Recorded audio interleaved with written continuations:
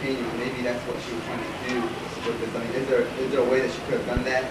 You know, because it looks to me like stand around it. It's not very clear from the plans. How can people stand around the pool, see the boats being demonstrated, go down and see it through the glass? There are a number of things I don't understand very well in the plan. This is the entrance plan, right? I mentioned already about the columns. I guess you need space first of all. Some other things.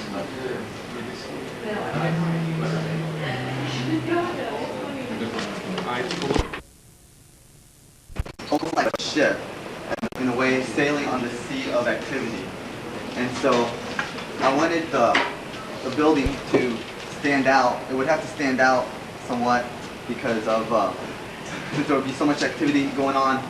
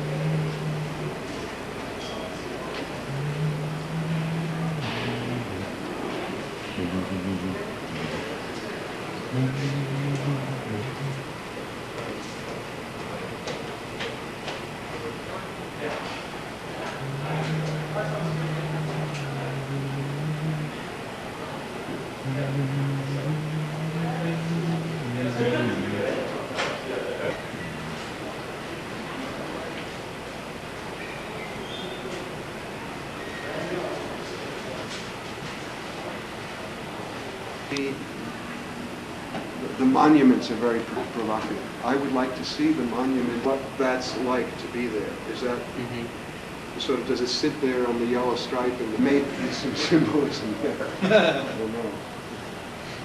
There was classically. I mean, you know,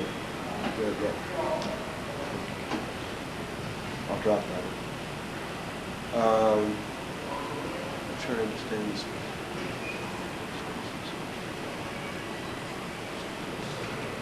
Presentations and nice graphics, but I didn't like any of their designs.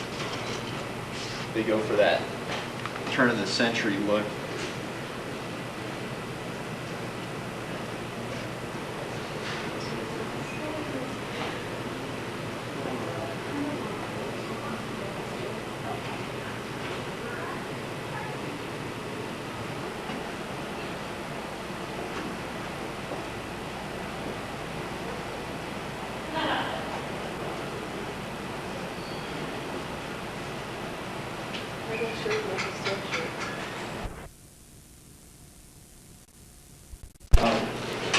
The constraints were that the site was a hillside site in Vermont. It's kind of a retreat home. The construction was given as sort of post and beam, 12 feet on the center, which is very constrained. And the pitch of the roofs was to be 45 degrees. Those were all given, so if you see some strange things that might have got forced, that's my fault. I could explain why I did it, but I won't right now. Anything else I've left out about the concerns? The houses were approximately 1,500 square feet. Somewhere in that neighborhood, they'll vary from that. The major emphasis of the project was the formation of three-dimensional space and other notions about the experience of a home in this situation. is the basis. Just give you an idea what.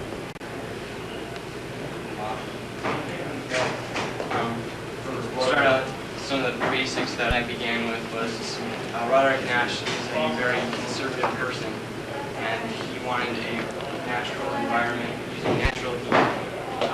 Therefore, the fireplace becomes the focal point for the home and helps in organizing the space. The whole is greater than the sum of the parts, which is kind of a phrase I tried to use throughout my design process, so that with the constraints of the compact design being 1,500 square feet, I could increase the feeling that you experience while you're in the spaces, so you can actually see into other spaces while in each part of the house. The design is compact and marketable through the use of modular construction. I used four trusses from north to south and from east to west in the design, and they're all open on center. And the fireplace as a focal point enables me to create a cross-axis for simple circulation through the home. The entry being here in elevation, smaller volume, and then the intermediate level, creating the cross-axis for the kitchen and for the bedroom. And then the most voluminous and focal point of the home is the living space, where most of the majority of this time will be spent. And then the deck, you can access it from the kitchen, terrace from this level here, and coming out here in the perspective, you can see how you can come around this deck to the front.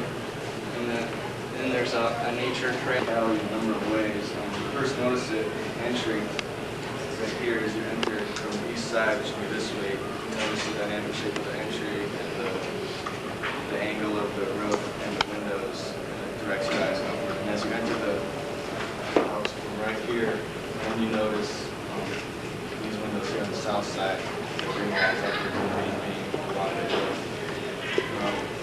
That also helps to accentuate the verticality. Entry is not only doesn't only give a hint of what's going to happen to the rest of the house as far as verticality and circular forms, but it also unifies the house. This entryway connects the lower upper spaces to the upper private spaces, which this would be the bedroom up here. In all the major spaces of the house, it's very vertical. Along the living area in here, the library in here, and the dining area.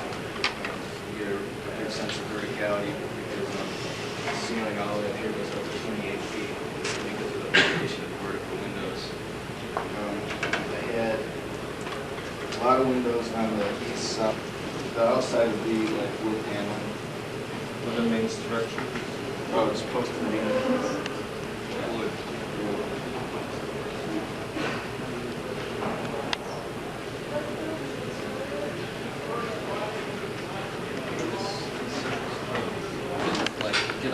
Out of the busy world and just relax and collect his thoughts by himself or with his family. And I tried to create an energy efficient home. I don't think I got that quality quite to the extent I wanted, but nonetheless I tried. And with the mystery, I created the circulation, or I tried to direct the circulation through the entry, through here, down the stairs, and then down the other stairs into the living room. Or you could go into the entry, go up the stairs, or one stair, into the more private areas of the home. I try to create relaxation and contemplation through the smaller scale of the home to make it more comfortable for the view out down the slope and for the lake that right in front of the site. And all of the rooms, like I said earlier, are oriented for their own special views to relax. And inside the home,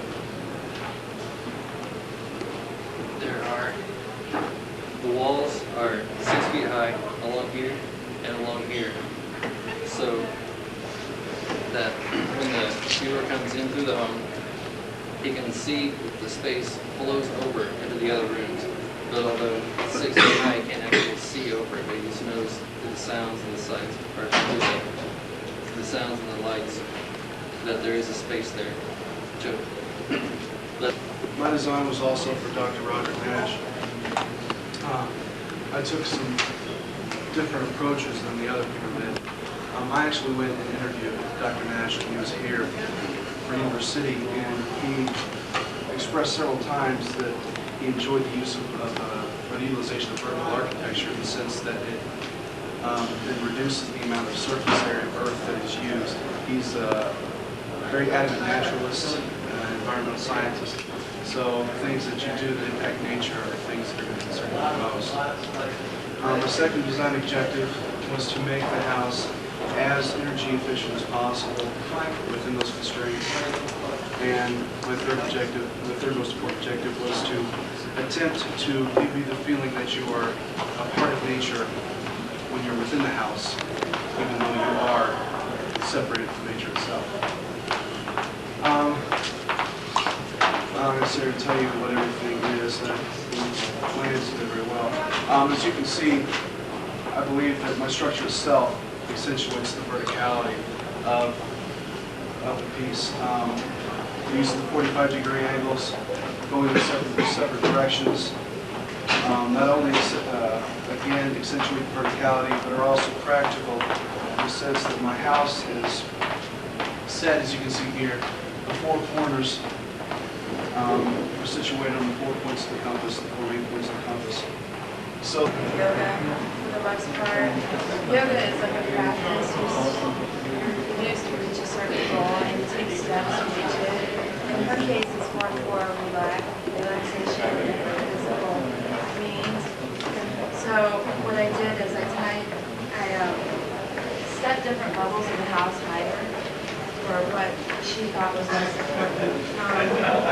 She really enjoys cooking. Cooking is like her life besides yoga. So I have the kitchen being the high point above all the rest of the rooms, and then the dining room just 3 steps lower than the living room, and then the bedrooms are the lowest part of the house. I try to keep it more open by not using full walls anywhere except around the bathroom. And then another thing that she really wanted was her yoga room to be both private and public at the same time. So what I did to keep it dominant is I moved it outside of the house and put it down the hill. That way people would know it was there, but the path to it wouldn't be so obvious, and they would know that it wasn't theirs for a reason. And to tidy up the house, I use the same doors with the steps up and the circle representing your goal. And I brought, when I was the openness, I brought in the beams. They're not in the walls, they're within the room. That way it's kind of like the walls are floating. I mean, you still have the human scale beams. She is a professor here at the physical department. She not only teaches yoga, but she practices it herself. And the idea of yoga is that it's a universal self, and everything in the universe is connected, and your ultimate goal is to achieve rhythm, balance, and harmony. And everything is connected with nature. I try to get rhythm and balance flowing throughout the house. But semicircular form, rhythmic feel in the house.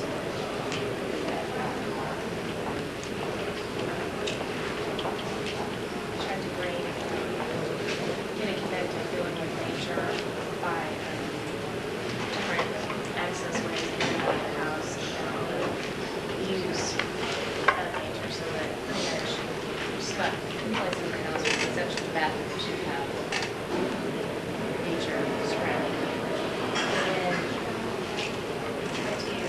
since everything is connected, try to keep the house open and not do the home floor. She's a yoga instructor here at Ball State. The home was designed for herself and possibly her husband and her 2 children to be there at occasions.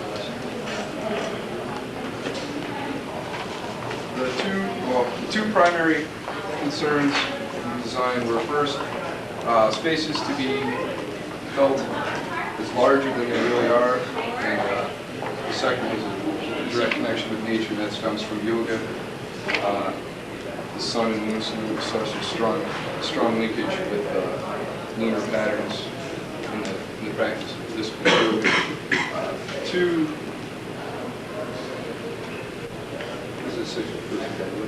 To hit on the first one, the continuation of space beyond what's viewed. To this entranceway, there'll be immediately stairs both to the right and left. These stairs on the right will go up 4 foot, a 4-foot level change to the master bedroom, and to the left will go up an entire flight of stairs to a balcony up above.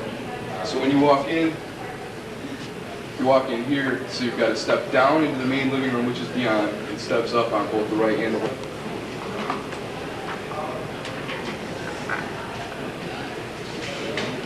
I had a different client. My client was Betty Ballard, who is a Chinese writer. And the uses of her house, basically she wanted to be secluded, just her and her husband. Most important rooms being the courtyard, which you see in the middle, which would be a place for relaxation and for inspiration. Also, the dining area, which is in the front, which is where she socialized more with her family, not so much in the living room, but they told stories and stuff, such at the dinner table. And also her office would be at the back, which kind of oversaw over everything else. My 3 objectives, which are on the board, I tried to get everything from here. The first was to relate the Chinese architecture with the nature. And the first way was by giving it kind of a Chinese feel. And I did this by using a strict grid system, which they do use in Chinese architecture. Basically everything is done with L's, squares, and rectangles. And also with the roofing system, with the pitched roofs and overhangs.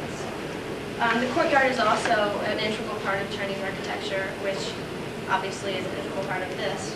The third way is the relationship to the site, to get the architecture and the site to be together, to relate the Chinese and the nature.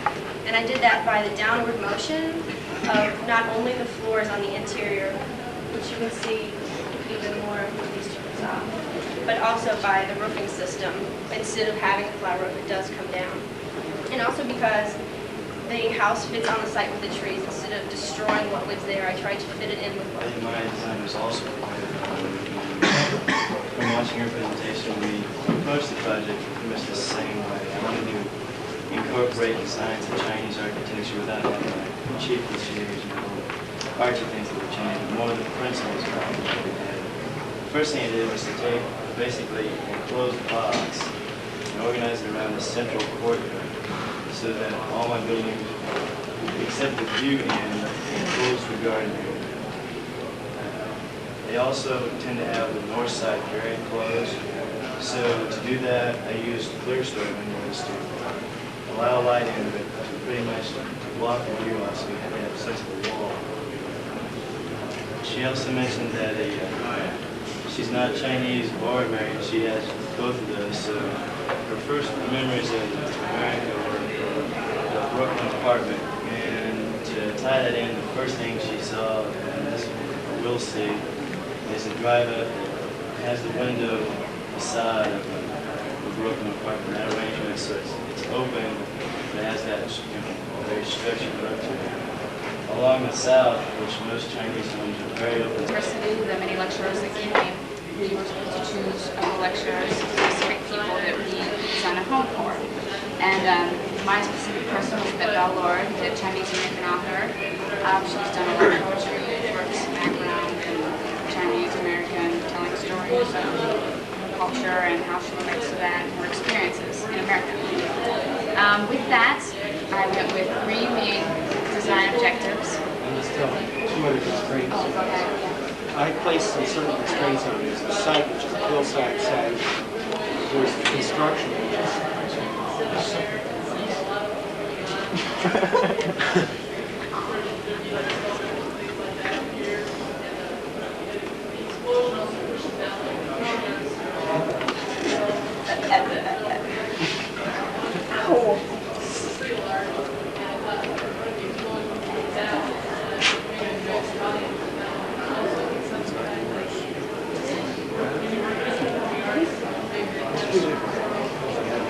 Basically, post and beam construction, 12-foot grid, wood, all wood construction mostly, and it also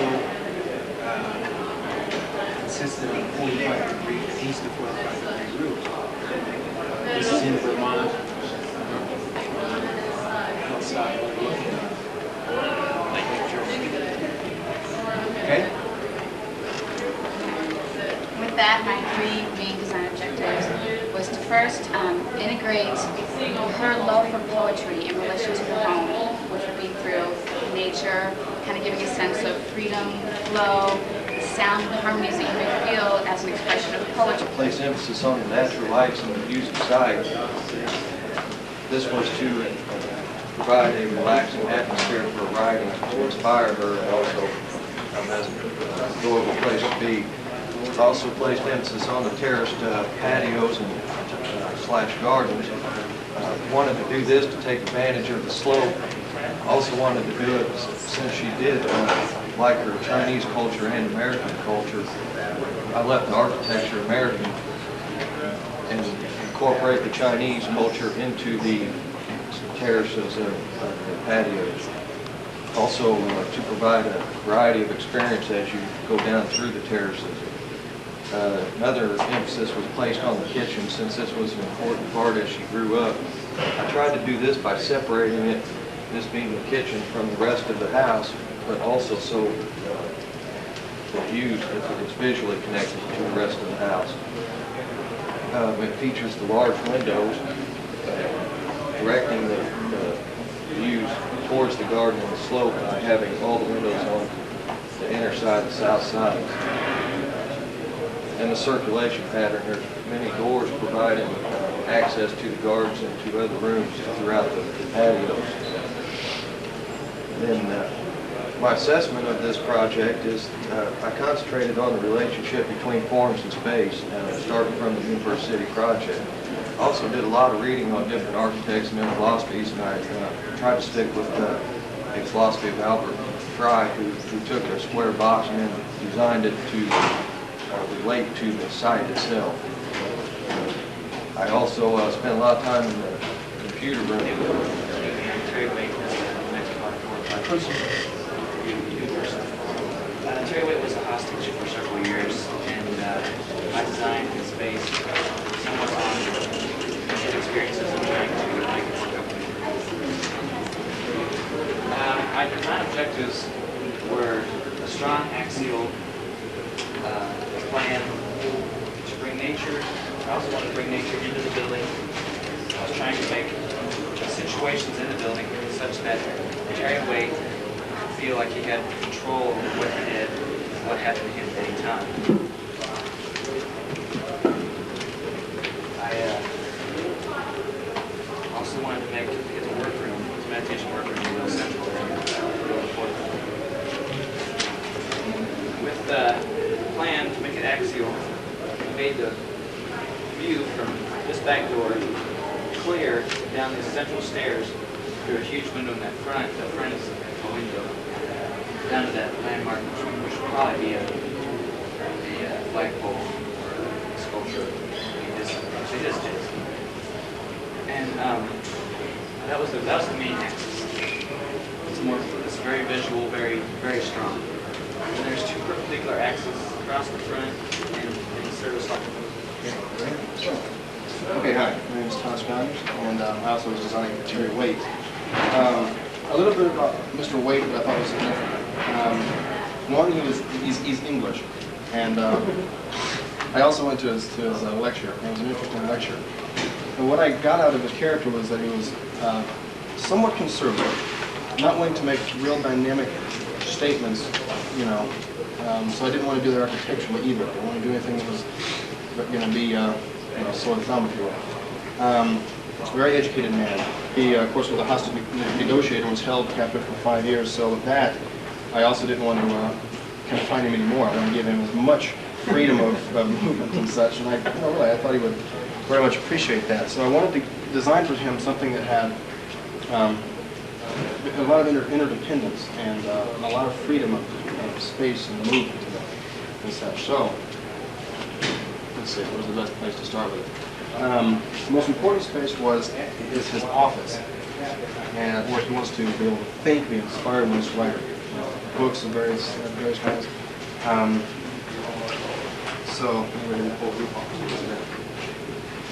So this is the office space, the most important part of the house. Enter here from the front.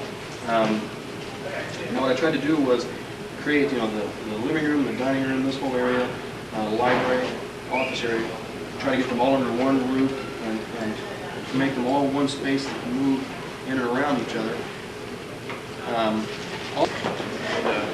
The program stated that the main reason we wanted to build this house was to have a place where he can get away and to think and maybe write his book and be alone with his family.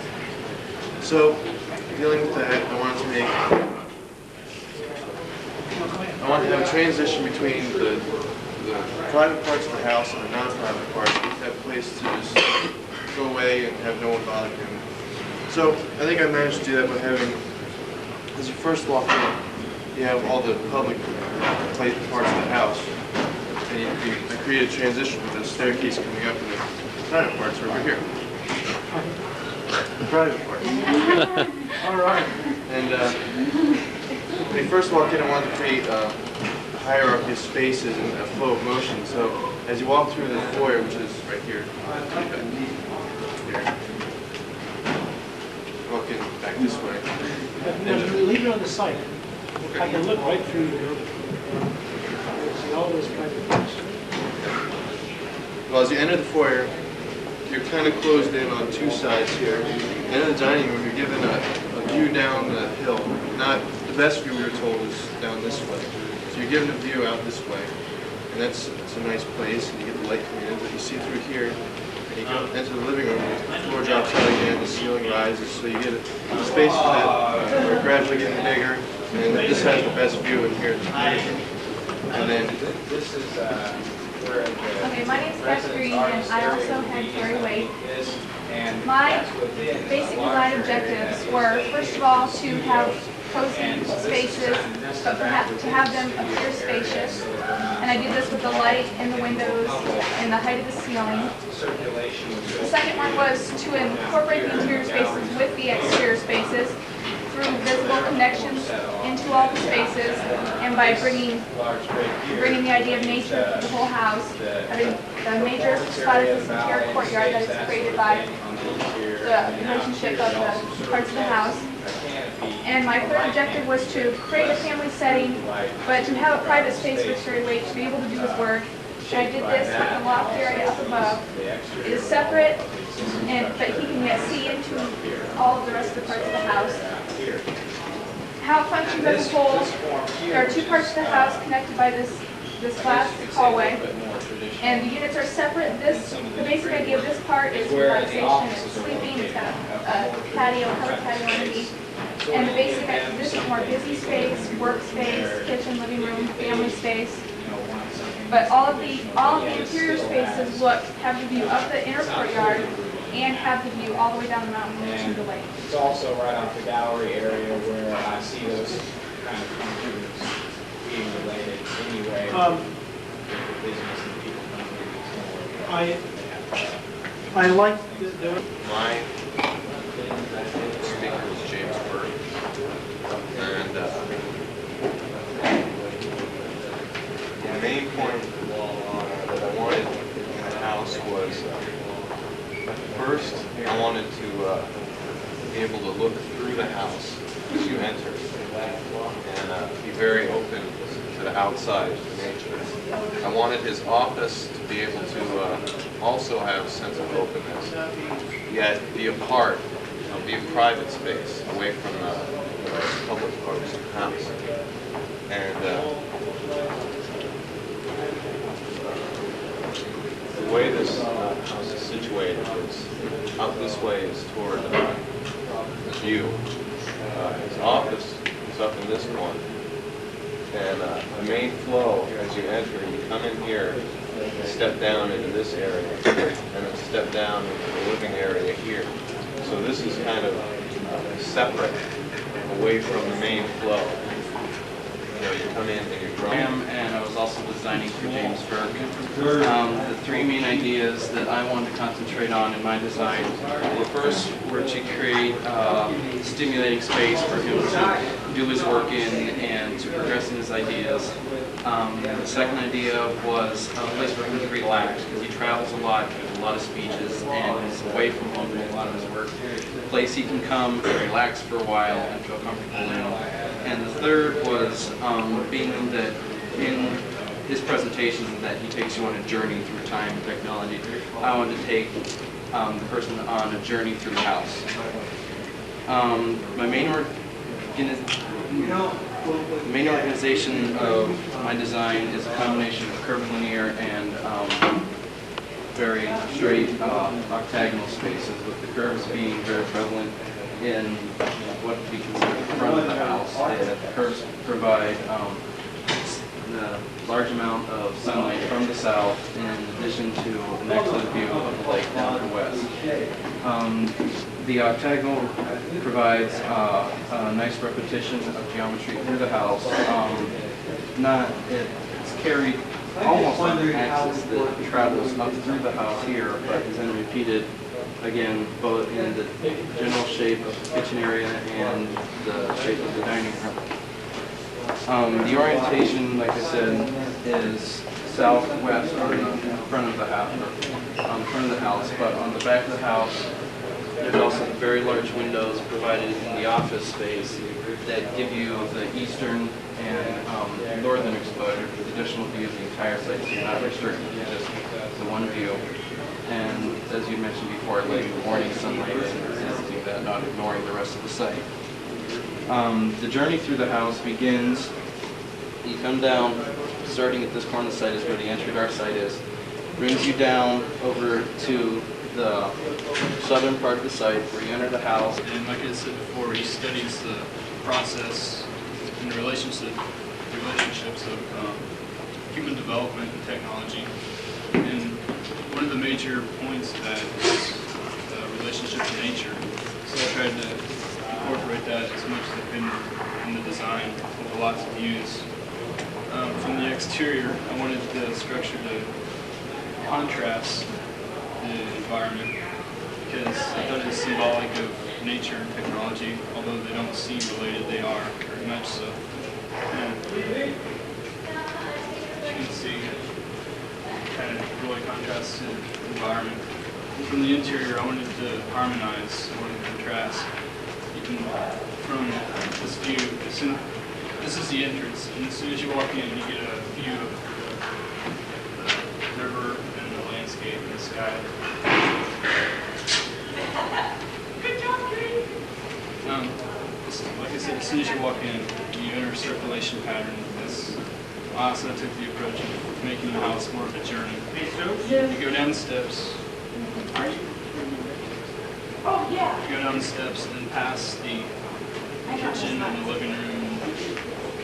And from there, if you want to proceed into the private space, which is this area that's more secluded than the other public spaces up here, you descend down a real narrow set of steps and then down a narrow hallway. And this is the work area. Cold this weekend. My name is Scott Crooks, and I also did James Burke. And in the program, I had my three main objectives were to keep the separation of the public and private space of this.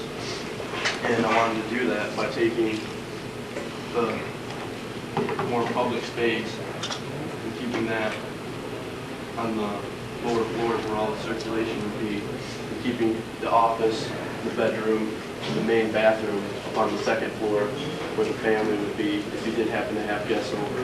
But in our program, it also was suggested that you probably wouldn't have that many guests, so it would be more of a relaxation rest home where he could get his work done and not be bothered by other people. I also wanted to integrate nature into this design because Burke stressed that he had nature was a heavy influence on him, and I thought that the surrounding area fit in well with his personality, and I wanted to get him integrated into this by providing a large window there. Did everybody have the same side? Yes. I also wanted to provide a relaxing atmosphere that you can come and get away from the hustle and bustle of his busy life. As Charles said, he travels a lot. He likes to have time just to go out and work.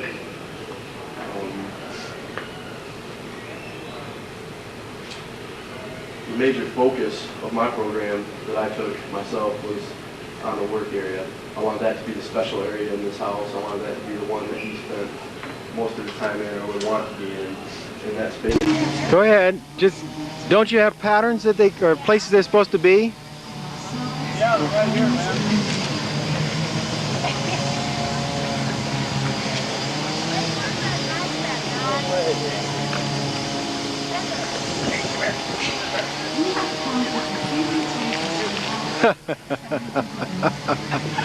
That's great.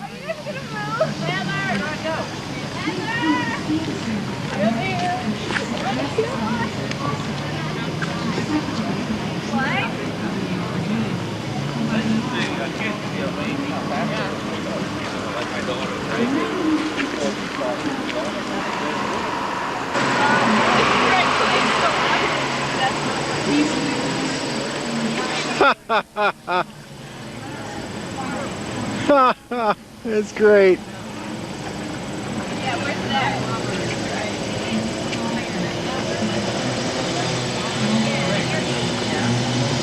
So you just like turn and put this part. This way.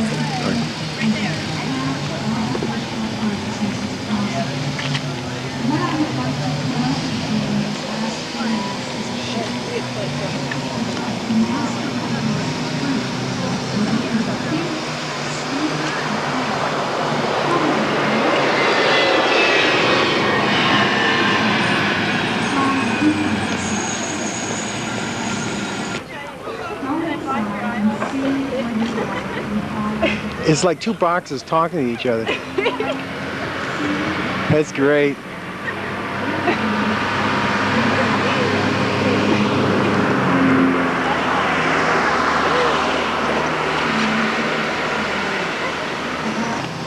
Never got around to doing it. Look at the shadows that you get.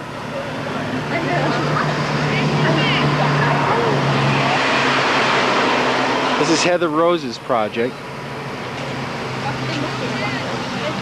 I think it's some neat things there. Hi, Paul. Hi.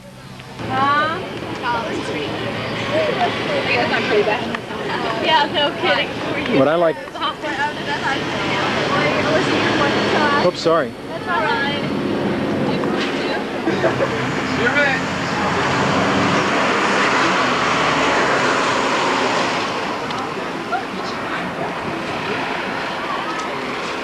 Shit, what's going on?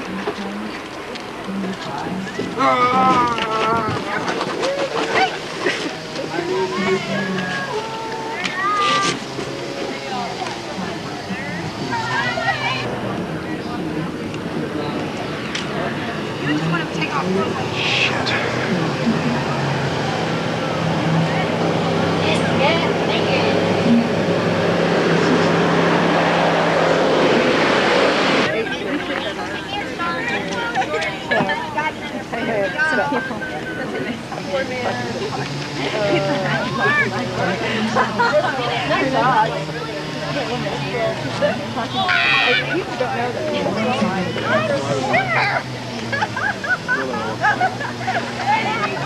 Hey, Johnny, come here. You guys great. I like little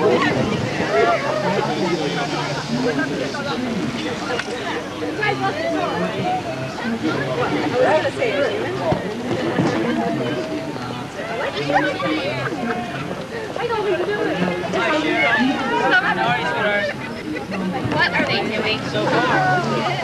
What are they doing? Oh, They're working with his face. careful, careful, careful. Don't lean on it. We got a corner. I'm sorry. Yeah, you can't put too much weight on them that they'll give. You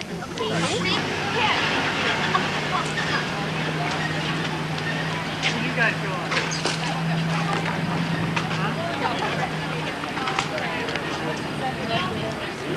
It's our awful tan.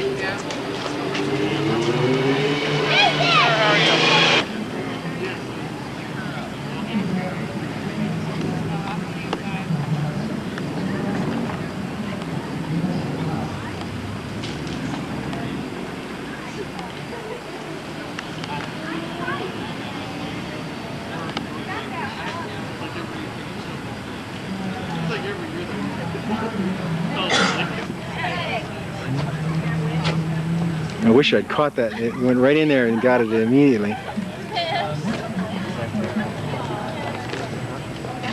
Do they all use the other ones to relate to the big ones? That's the point.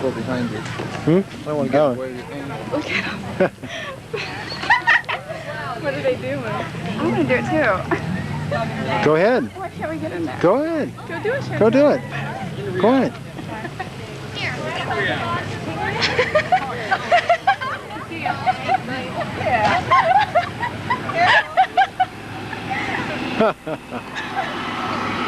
Wait.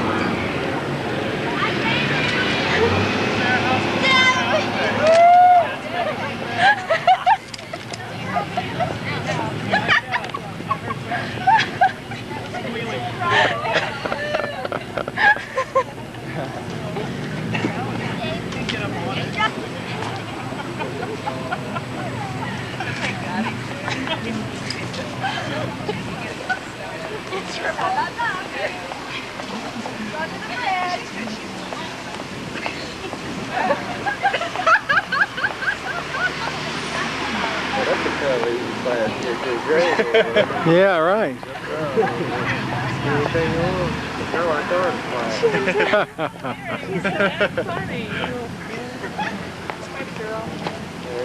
It's good exercise.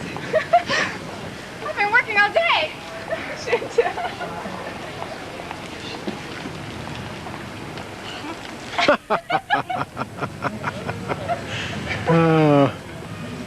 Oh no, they're feeling them. They're still wet. Yeah. Oops. That's really well. I like that. Okay. It's a game. You guys should get in there. It's fun. It's fun. It's fun. It's fun. How they relate to the angles. Come on, David. That's like, look at that girl in the middle trying to... Hi, David. Cool. Bye, David.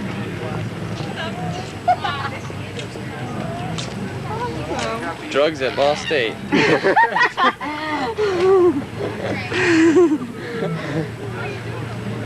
Okay.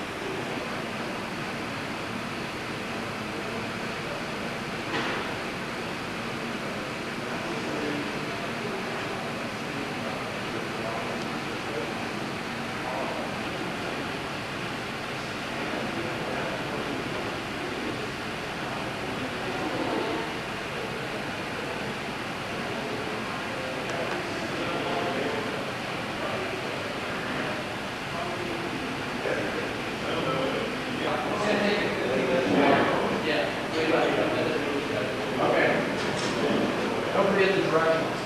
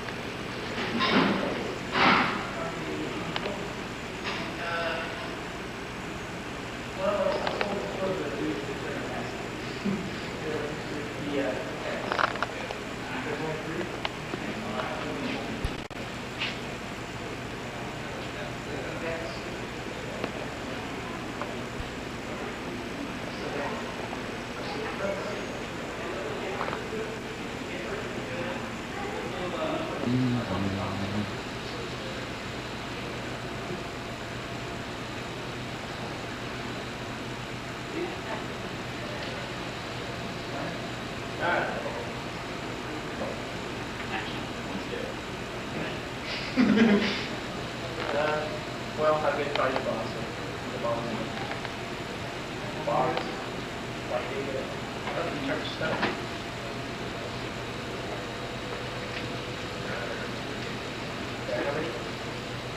I will say the one.